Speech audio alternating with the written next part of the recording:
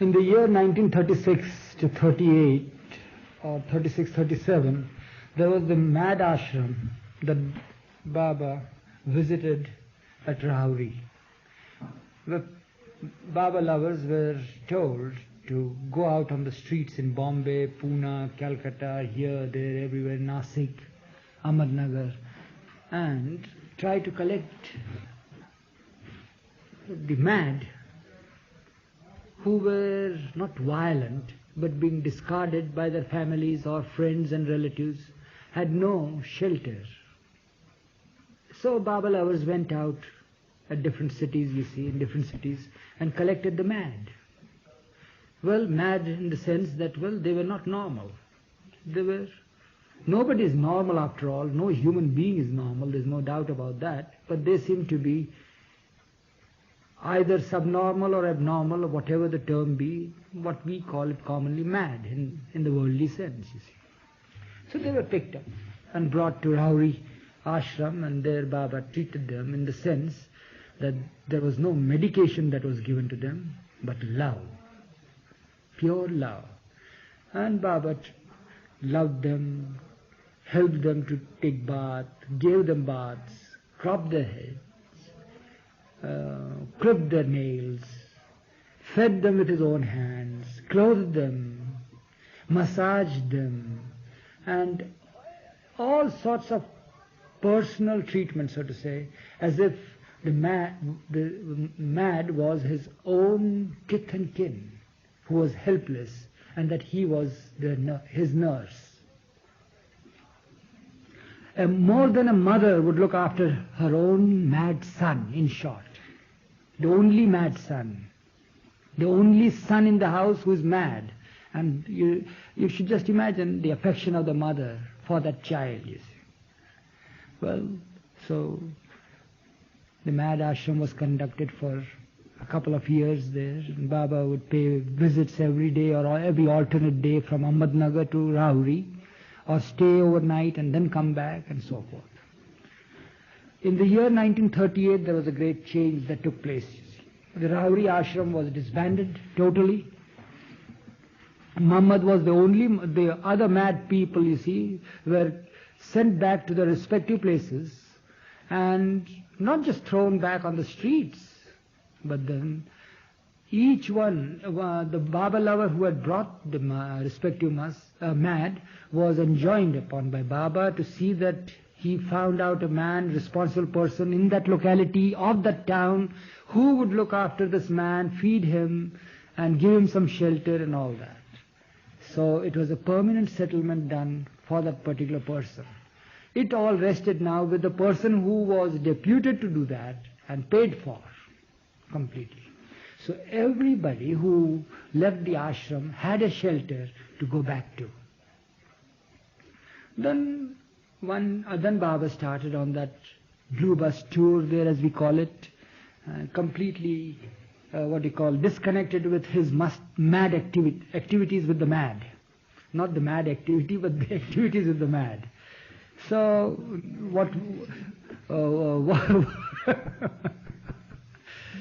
what a funny language in English language is, you see, when we can't speak it properly.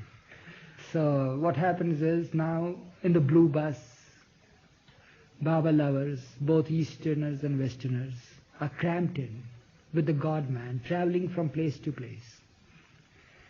Baba didn't take these people on an excursion trip or anything of the sort. Whatever work was done, of course, it was done by the God-man. But one of the most prominent work was that whenever he halted at a place, he would send us out, you see. Kaka and I were the two men who were there in the blue bus tour while traveling. So either he would send both of us out or one of us, depending upon the work that was necessary and the presence whether Baba wanted one of the men to be by the side. By evening time, we would be reaching a city or a town or a place. The women would be made to rest, you see, and one of us or both of us would go out and find out whether there was a mast. There was no we had nothing to do with the mad people now. That's how the must work started, you see. Now, you will put this question as to how do you differentiate between a mad and a must. We were, after all, human beings. We were absolutely gross conscious human beings, Kaka and I. But in spite of it, Baba's hand was behind us, helping us to trace these people out. Not that we were infallible. Sometimes we did drive in some person who was a madman, you see. And Baba would feed him and just send him back, saying that no, he's mad. But very often, our selections were really good, you see. So the signs that Baba gave was, the first and foremost was, that know that you do not know who is a mad and a must, you see, the difference between mad and must. But then I want you to know one thing, that you will from within feel that he is the must, you see. Another sign of it is that his eyes would tell you. His eyes will not be the eyes of the madman, you see, would be quite different. His behavior would be such, his personality would be such, that you wouldn't want to just be familiar with that personality, you see. It commanded dignity.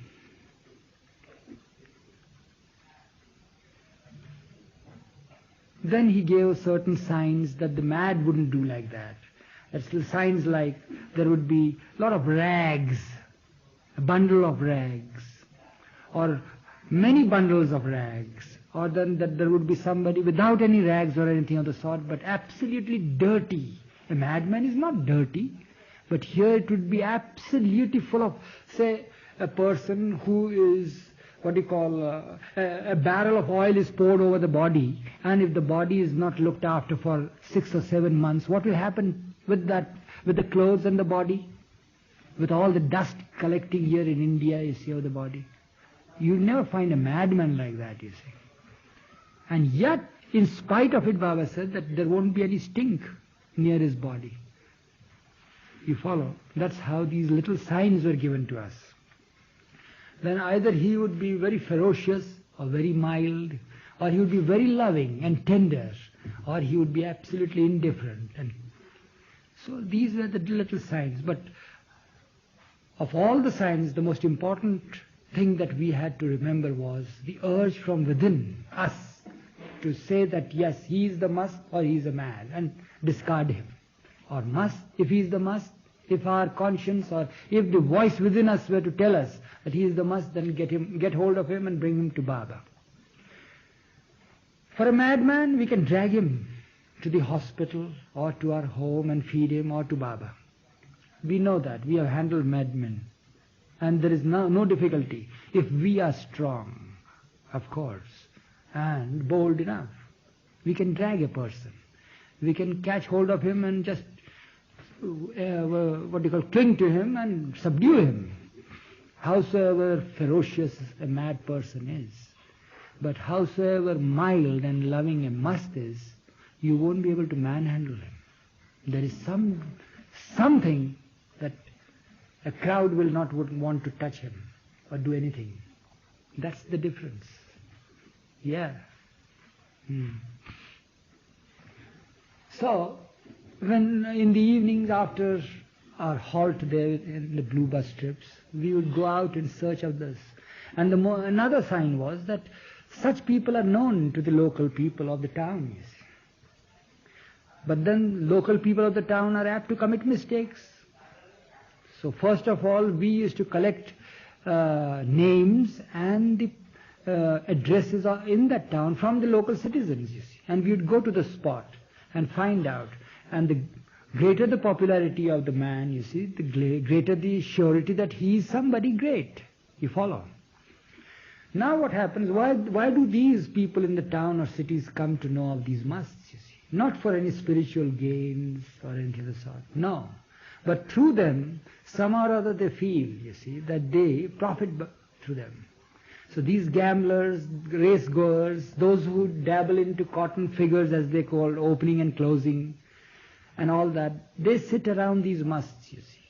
They feed them, they serve them, and they do all sorts of things, you see, trying to please them and to get their pleasure won over. And says that, bolona, means say, please say, please say.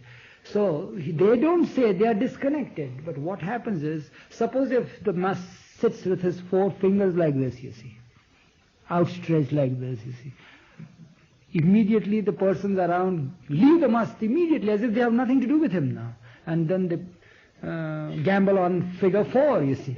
If the race goes, yeah, so these are the things. Suppose if a must, you see, one lights or a bidi or a cigarette, and once you light a match and it's extinguished, the cigarette is not lighted because of the breeze, the wind. 2 matches, 6 matches. On the 7th match or the 6th match stick, the cigarette is lighted.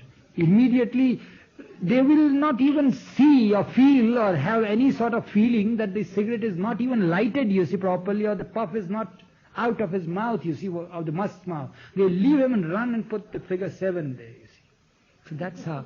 So suppose if there is a crowd of 20 or 30 people there around a must, if 5 or 10 profit by it, without the must saying anything, you see. So what happens? Well, they say that we are profited by the musts, the signs that are given to us. And then when they profit by it, then they bring food and all sorts of variety of dishes, and they try to put clothes on the must, and must doesn't care for it, whether they bring it or not. It's just a sort of a nuisance value, you see. But then what could you do? Then there are others who profit by them. Naturally, the musts are to be looked after by somebody. They have no connection with the world. They are Baba's beloved children. So Baba somehow or other, through any instrumentality, you see, sees that his children are well fed and well protected in spite of their not caring for all these things. So these are the instruments, you see, the people who gamble, the people who go to but they do it with love and because of expectations. Jai Baba. So then what happens is that this is how the musts are looked after in a city or a town. And the citizens who are somehow or other closely connected with these musts, if you look after them, they also profit by them. But of all these people, there are a few who really love these musts. They do take care of them, not for any worldly gains, but knowing fully well that they are totally absorbed. They are totally absorbed in the love for God. So that's how. Muhammad was one of these. So what happened? Yes. So what Muhammad himself told us also about it. Formerly he was very communicative in the normal sense. When we had brought him in the early stages at Rahuri also. So he would say that his name is Tukaram. He's not a Mohammedan, he's a Hindu. Muhammad is a Hindu. His name is Tukaram really. He has wife and children. And he comes from a place called Ratnagiri, coastal town. From Bombay, there's a ferry system that takes you to Ratnagiri, and mangoes are very famous from that place, you see. So he comes from Ratnagiri.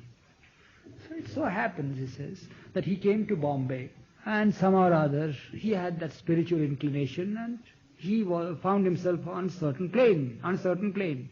And he didn't care for the world or anything. He used to roam about.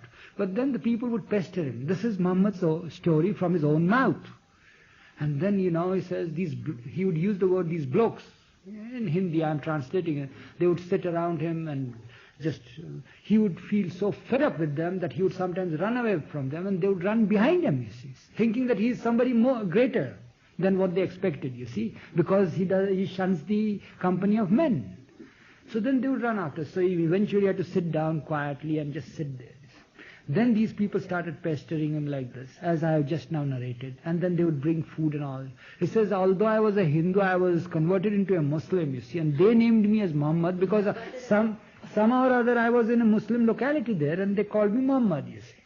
That's why I am called Muhammad, you see. Not converted in the sense not converted in sense of conversion, But this... By circumstances. By circumstances. Just named him Muhammad, that's all, because he was in a Mohammedan locality. And another thing is that he said that in order that I should get rid of the crowd, I would simply say 4. To some he would say 4, to some he would say 7, to some he would say 6, and allow them to go away from him. So what happens from the crowd, at least 5 would win the number, you see. So in spite of dispersing the crowd, those 5 will come in the evening bringing rich food for him, he said. And it was another headache. And says it was very difficult till Baba called me to Rahuri, and then he was there at Rahuri. And who went and found Muhammad? Pleader was the one who found Muhammad. Pleader has died. But then Aloba's story is also a very fine story, because Aloba was then after some years, you see, Muhammad wanted to go back to his hometown, Ratnagiri. So he all the time told Baba that he would like to go back and all. So Baba had to arrange for his going back, you see, when Mad Ashram was disbanded and all that. Baba asked him whether he wanted to continue or go back. So he said he wanted to go back for some time. So Aloba was in charge. He was deputed to see to Muhammad's return to Ratnagiri. Then that's a different story altogether. It's a very, very Yeah, that's a very interesting story. You ask Aloba in his own way, he will describe it. Very funny, very humorous. The headaches that Muhammad gave him and what happened in the whole locality, and how Aloba dreaded the very sight of Muhammad, you see, later on. Starting with the Mast. There's no joke. There's just no joke. Because their behavior is quite different. They are absolutely independent of the crowd. They don't care. So We imagine have how to... living with the God man must be. We have to live in a society following a certain civic code, you see. They don't do that. How was Muhammad lucid enough to explain all these things? In the beginning he used to do that. He used to talk to us. Because when you see these pictures of Muhammad in the No, but he would... those flowers, Yeah, I know. But he would get in certain times he'd get in mood. Yeah, he has talked with me. I am the person who heard this from him. Especially, in 1938, when Muhammad returned again, and there was that Mast Ashram there on the hill itself, where Kekobad lives now. There I heard this story from him. So then what happened was, not that the Mast hunt started in 1938. Even prior to that, you see, sometime in 1925 or so, or 26 or 7, there was one Mastan in Mehrabad. All the time, he died there. He was in charge of Sidhu. Sidhu was the first one who was given the charge to look after a mast. And that mast, you see, would just in his mast, he would rip open his nails like that, you see, and feel nothing. Nothing mattered to him. Yeah. There are other stories about... You ask Sidhu about it. In his own way, he'll tell you about the... Tell me about in Hindi or more. No, but then Nana is there. When Nana comes down or something happens, there is somebody, Padri was there, you ask. Because it is better to have first-hand information than this third-hand information from me. Was Pendu there? Maybe. Oh yes, Pendu knows about it, but Sidhu was in charge of that. One mast was there. And when Baba went to Quetta for the first time, there also Baba contacted the mast. But regular mast work, the phase started in 1938, 39, and then onwards. What would Baba do when he contacted the Mast? What he would do is, first thing that he would do is, as soon as we bring him to the mast, Baba would ask us to leave him, and the mast alone. You see. That's all. We don't know. But later on, you see, how do we know what he would do? We don't know what he does, because even when the musts are brought here to Mehrazad or to some place of sojourn of Baba, what he would do is that outwardly what we find is him serving the must, as if he is the most honored guest, or if the must is, if he is really old and disabled, you see, physically, so Baba would be there, you see, as the great, most honored guest. He would treat him, feed him, clothe him, everything, wash his feet from head to foot and everything, and clean his body and feed him and massage him and then sit with him and all that. But then what he used to do with the mast, behind the closed doors, nobody knows. Nobody knows that. Outwardly we used to help him with all this, like Chacha, whose clothes were stuck to his body, you see. We were the ones by Baba's side. His hat, his cap was stuck to the scalp. I remember that. Now you know why I Yeah. have to bring somebody to tell Yeah. It was a horrible thing, and what patience Baba must have had to bathe that man, you see, and that to a must, mind you, of the type of Chacha, to get his clothes out of the body for the first time in many, many years. How was that done? Ripped open. Baba sees it through, you see. What do you call Scissors. yes. But wouldn't the must object? Wouldn't the must object? In a But way? we were there also He at the didn't same like it. The time. Mast didn't want to be bathed. Yeah. That Chacha. Well, so how would it? But then we had to cajole him. We had to quieten him. We had to offer him certain things and so forth. Yes, of course. And that's in the Wayfarer. Yeah. How about Yeah. Chacha, remember? I think Don had to dress up as a... And another thing is about the must, you see, the ordinary thing, ordinary way of life, you see, as I don't know whether I told you or not, what little things that I have seen. There was once in Bangalore, in the Mast Ashram there, Baba also established a Mast Ashram in Bangalore, at a place called, in the compound of the bungalow called the Links. It was a huge property. So there was a electric pole. I was in charge of the Mast Ashram there at the time, in 1939 I think, was it? Yes. 39? So there was some sort of short circuit, and the pole that brought in the electric mains for the private consumption, there was some short circuit there. And even if you were to cross the earth, you see, at that spot, you'd feel a shock there. So great was the short circuit there, yes. So, of course, I immediately sent for the wireman to repair it.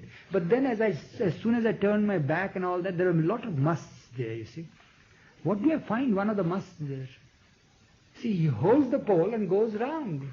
Takes rounds, you see, like a merry-go-round, you see. And he doesn't feel anything. So what I am saying is... clutching the pole. Pole, yes. You know how children sometimes play clutching the pole and they go around. What do you call that? Maypole kind just swinging around. Yes, just going round and round, holding it. Anybody else would probably have died. Of course. We couldn't even cross that place, you see, let alone the pole. How can you touch it? So such are the potentialities within one's body, you see. I don't know what it is. But that's what I've seen. Then there was another mast. He used to, as soon as there would be singing going on, you see, and all that, he would just lie on the floor. Baba would be sitting there. To entertain them, Baba would call special musicians, you see, to sing to them, you see. To entertain them and to have the same atmosphere as the musts had. He would create restaurants over there so that they should not feel bound by anything, because they would go there to any restaurant and ask for bidi or matches, take it up.